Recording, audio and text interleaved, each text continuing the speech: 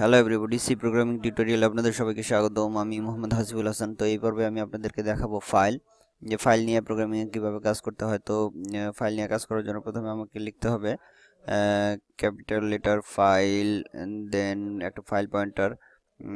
আমি এর নাম দিচ্ছি এফপি, দেন এফপি ইকুয়াল এফ ওপেন। এটা একটা built in function F open. তো এই বিল্ট ইন ফাংশনের দুইটা পার্ট থাকবে। প্রথম পার্টে হলো ফাইলের নেম। তো আমি এখানে ফাইলের নেম দিয়ে দিচ্ছি টেস্ট ডট টিএক্সটি। তো এখানে একটা বিষয়, সেটা হলো টেস্ট ডট টিএক্সটি নামে যে আমি ফাইলটা নাম দিয়ে দিলাম।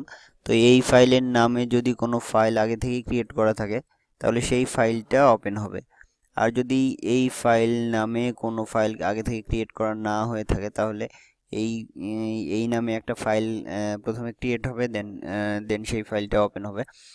তো আরেকটা বিষয়, সেটা হলো আমি যদি এখান থেকে ডিরেক্টরি দিয়ে দিতে পারি, যে ডিরেক্টরিতে আমি এই ফাইলটাকে সেভ করতে চাই, অথবা আমি যদি না দিয়ে দেই তাহলে এটা অটোমেটিক্যালি আমি আমার এই প্রোগ্রামটাকে যেই ফাইলের মধ্যে, যেই ফোল্ডারের মধ্যে সেভ করে রাখছি সেই ফোল্ডারটাতে এই ফাইলটা সেভ হবে। দেন এখানে সেকেন্ড পার্টে থাকবে রিডিং ফাইল যেই মোডে ওপেন হবে। তো এখানে রিডিং মোডে ওপেন হইতে পারে। রিডিং মোডে ওপেন হওয়ার জন্য আর লিখতে হবে, রাইটিং মোডে ওপেন হওয়ার জন্য ডব্লিউ লিখতে হবে। দেন রাইটিং মোডে ওপেন করার জন্য আর প্লাস, দেন রিডিং রাইটিং মোডে ওপেন করার জন্য ডব্লিউ প্লাসও আমি ইউজ করতে পারি। তো আমি এখানে ডব্লিউ প্লাস ইউজ করব রিডিং রাইটিং মোডে ওপেন করার জন্য। দেন আমি এখানে দিয়ে দিচ্ছি ডব্লিউ প্লাস। দেন একটা ফাংশন ইউজ করব ফাইলে রাইট করার জন্য, এফ এফ পুট এস। আমি এটা পরে এফ প্রিন্ট এফ যে ফাংশনটা আছে এই ফাংশনটা আমি ইউজ করতেছি। এখানে প্রথমে দিতে হবে ফাইল পয়েন্টার। আমি যেই ফাইল পয়েন্টারের নাম দিছি এফপি, দেন আমি যেই টেক্সটটাকে লিখবো সেই টেক্সটটা লিখতে হবে। দেন আমি লিখতেছি this is my first line of file. Then আমি এখানে একটা নিউ লাইন দিয়ে দিচ্ছি, new line. Then fputs এই ফাংশনটাকে আমি ইউজ করব, বিল্ট ইন ফাংশন। দেন এখানে দিব this is my second line, this is my second line in line of file.